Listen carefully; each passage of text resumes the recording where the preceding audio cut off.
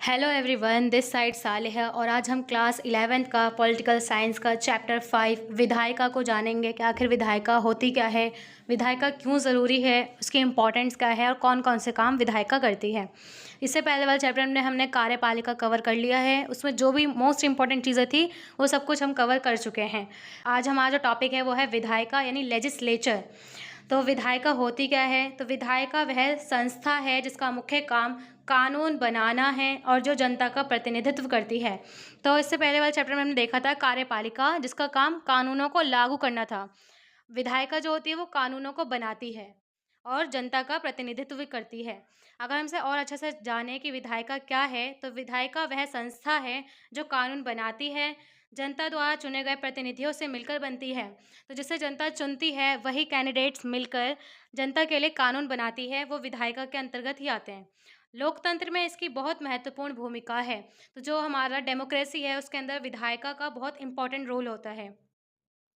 Next है हमारा भारत की संसद, जो हमारी पार्लियामेंट होती है। तो उसमें कौन कौन से सदस्य? लोकसभा, राज्यसभा और राष्ट्रपति, ये तीनों मिलकर हमारे पार्लियामेंट बनाती है, यानी भारत की संसद को बनाती है।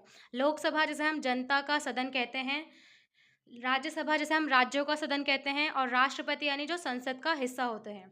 और राष्ट्रपति होता है वो इंडिया का सर्वोच्च नागरिक भी होता है संविधान के अकॉर्डिंग। नेक्स्ट हमारा जो टॉपिक है वह है विधायिका के महत्वपूर्ण कार्य। अब हमने देख लिया कि विधायिका सरकार का वह अंग है जो कि कानूनों को बनाती है।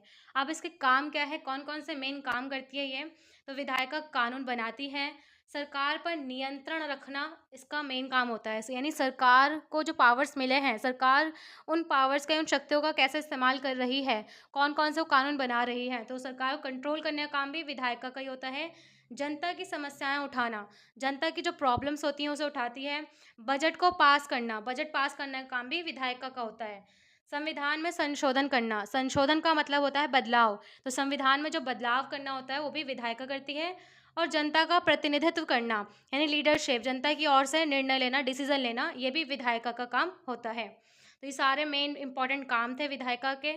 नेक्स्ट है हमारा लोकसभा, और इसमें एक मोस्ट इंपॉर्टेंट क्वेश्चन आता है कि लोकसभा और राज्यसभा में अंतर बताइए। काफ़ी पेपर में देखा जा चुका है, क्वेश्चन बहुत इंपॉर्टेंट है।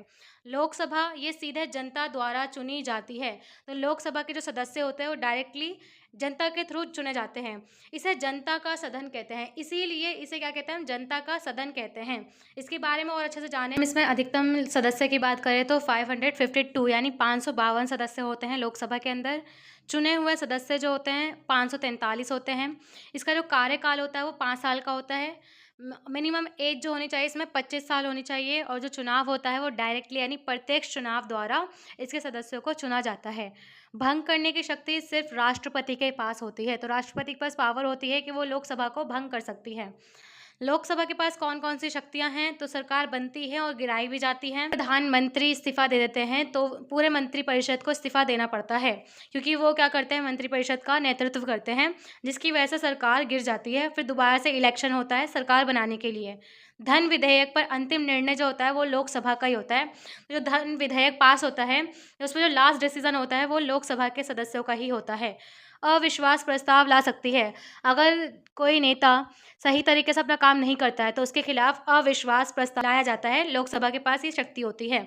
बजट को पास करने की शक्ति लोकसभा के पास होती है। मंत्रिपरिषद लोकसभा के प्रति सामूहिक रूप से उत्तरदायी होती है। जो पूरी मंत्रिपरिषद होती है वो लोकसभा के प्रति ही क्या होती है? उत्तरदायी होती है। तो ये पूरा हमारा लोकसभा के बारे में था, जिसे हम जनता का सदन कहते हैं। हमने उसके बारे में डिटेल से जान लिया है, उसके पास कौन कौन सी शक्तियाँ होती हैं वो भी जान लिया है। नेक्स्ट हमारा टॉपिक है राज्यसभा, जिसे हम राज्यों का सदन कहते हैं। यह राज्य और केंद्र शासित प्रदेशों का प्रतिनिधित्व करती है। तो जितने भी स्टेट्स होते हैं, जितने भी केंद्र शासित प्रदेश होते हैं, उनका प्रतिनिधित्व राज्यसभा करती है।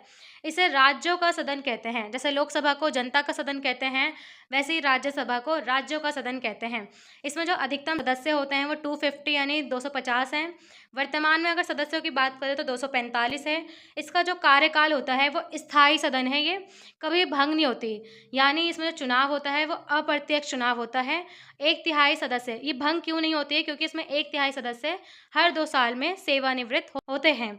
यानी हर 2 साल में एक तिहाई सदस्य रिटायर हो जाते हैं। इसलिए ये जो सदन है राज्यसभा, ये कभी भी भंग नहीं होती। इसमें जो मिनिमम एज होती है वो 30 वर्ष होनी चाहिए।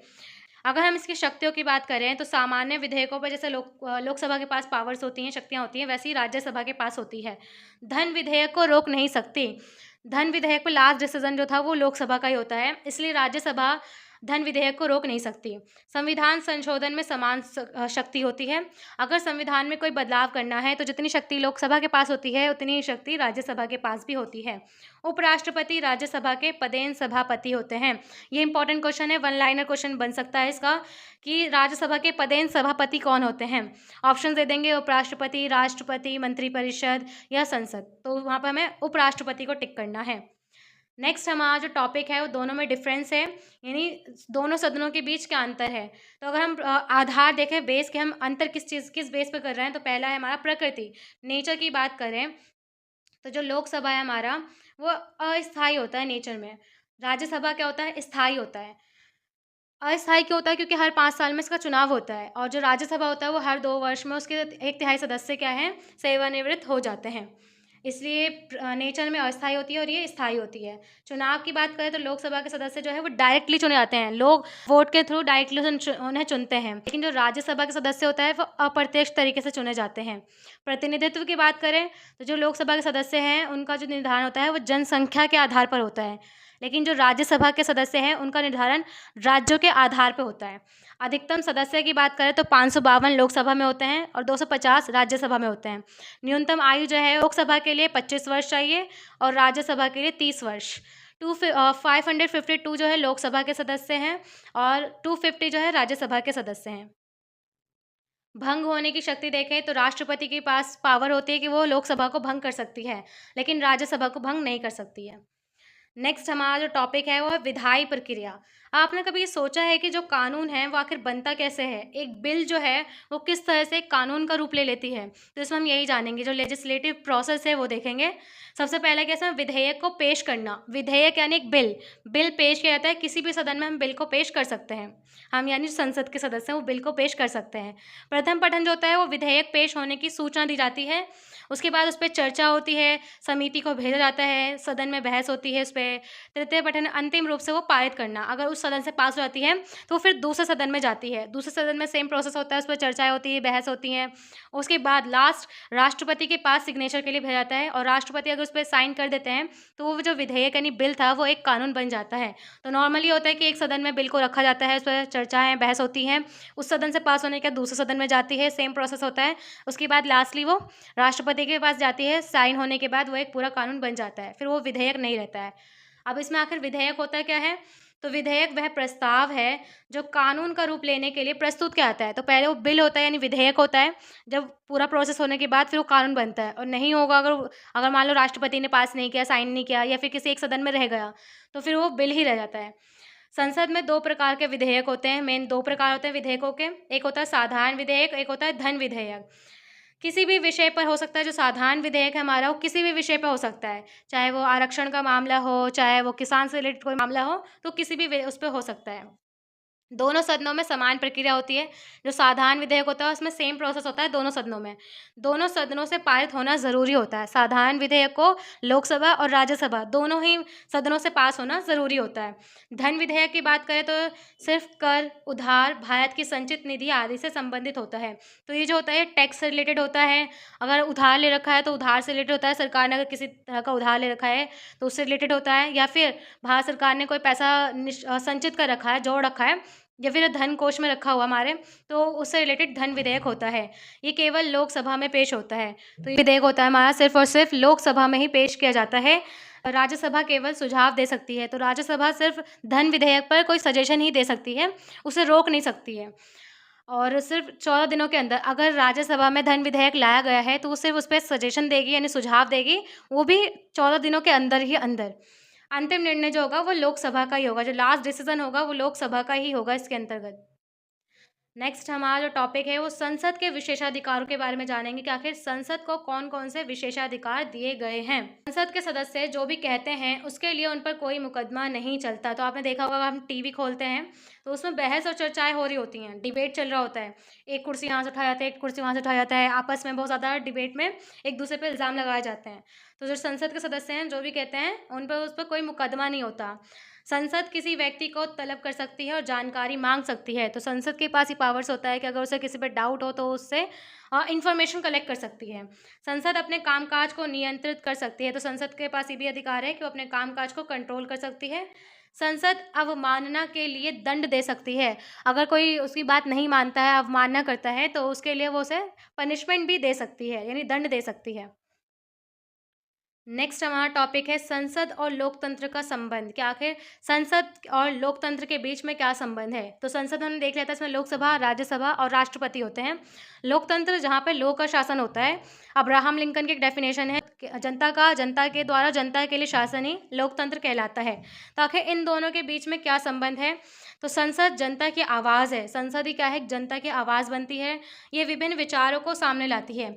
अब जो इलेक्शन होता है तो उसमें अलग अलग परिप्रेक्ष्य के लोग होते हैं, अलग अलग जाति के, धर्मों के, अलग अलग इलाके के लोग होते हैं। इसलिए जो विचार भी है वो भी विभिन्न होता है, अलग अलग होता है। ये सरकार को उत्तरदायी बनाती है, जो कि सरकार क्या है, जवाबदेह बनाती है, उनको उत्तरदायी बनाती है। ये कानून बनाकर समाज में व्यवस्था और न्याय सुनिश्चित करती है। तो जो संसद है वो कानून बनाने का काम करती है और एक सिस्टम बनाती है और न्याय को सुनिश्चित करती है। अब इसमें कुछ की टर्म्स देखें हम, प्रमुख शब्द कौन कौन से हैं। तो विधायिका हमने देख लिया, जो कानून बनाने वाली संस्था है। लोकसभा जिसे हम जनता का सदन कहते हैं। राज्यसभा जिसे हम राज्यों का सदन कहते हैं। विधेयक यानी बिल होता है जो कानून का प्रस्ताव होता है। धन विधेयक केवल कर और उधार से रिलेटेड ही होता है। साधारण विधेयक जो होता है वो किसी भी विषय से रिलेटेड हो सकता है। विधायी प्रक्रिया यानी कानून बनाने की प्रक्रिया को हम विधायी प्रक्रिया कहते हैं। महत्वपूर्ण तथ्य देखें, वन लाइनर। तो लोकसभा को जनता का सदन कहते हैं। ये भी इंपॉर्टेंट है, एमसीक्यूज में आ सकता है कि जनता का सदन किस सदन को कहा जाता है। तो लोकसभा को ही जनता का सदन कहते हैं। राज्यसभा को राज्यों का सदन कहते हैं। लोकसभा अधिक शक्तिशाली सदन है। अगर हम दोनों में कंपेयर करें कि राज्यसभा लोकसभा में ज़्यादा पावरफुल कौन है, तो लोकसभा ज़्यादा शक्तिशाली है। धन विधेयक केवल लोकसभा में पेश किया जाता है। संसद भारत की सर्वोच्च विधायिका है। जो संसद है वो भारत की सर्वोच्च विधायिका है, जहाँ पर कानून बनता है। हमारे यहाँ संसदीय शासन प्रणाली है और हमारा जो सिस्टम भी है वो कौन सा है, संसदीय शासन प्रणाली ही हमारे इंडिया में है। उसके बाद अगर ट्रिक की बात करें कि याद रखने के लिए ट्रिक, तो लोकसभा लोक यानी जनता से चुनी जाती है। राज्यसभा राज्य से चुनी जाती है। धन विधेयक जिसमें टैक्स और लोन से जुड़ा होता है। ये विधेयक यानी कानून बनने का रास्ता है। अब इसके कंक्लूजन की बात करते हैं। तो विधायिका लोकतंत्र की आत्मा है। ये जनता की आवाज़ को कानून बनाने में बदलती है। जो जनता की आवाज़ होती है उसे कानून का रूप देती है। जनता की ज़रूरतों को पूरा करती है। ज़रूरत के अनुसार ही क्या करती है, विधायिका कानून बनाती है। सरकार को नियंत्रित करती है, यानी सरकार को कंट्रोल करती है, नियंत्रित करती है और देश के विकास में महत्वपूर्ण भूमिका निभाती है। अगर कानून लोगों की ज़रूरतों को पूरा करता है तो उससे क्या होगा, फिर देश का विकास होगा। तो ये देश के विकास के लिए भी बहुत ज़्यादा इम्पॉर्टेंट है। तो इस चैप्टर में जो भी मोस्ट इम्पॉर्टेंट चीज़ थी वो हमने कवर कर लिया है, विद ईजी डेफिनेशंस के साथ, एक्सप्लेनेशन के साथ और एग्जाम्पल के साथ। अगर आपको कोई डाउट होता है तो आप मुझसे कमेंट बॉक्स में पूछ सकते हैं। अगर आपको ये वीडियो अच्छी लगती है तो आप मेरे चैनल को सब्सक्राइब कर सकते हैं, कमेंट कर सकते हैं और शेयर कर सकते हैं। अगर आपको किसी और सब्जेक्ट पे क्या है वीडियो चाहिए तो आप मुझे कमेंट बॉक्स में बता सकते हैं। Thanks for watching.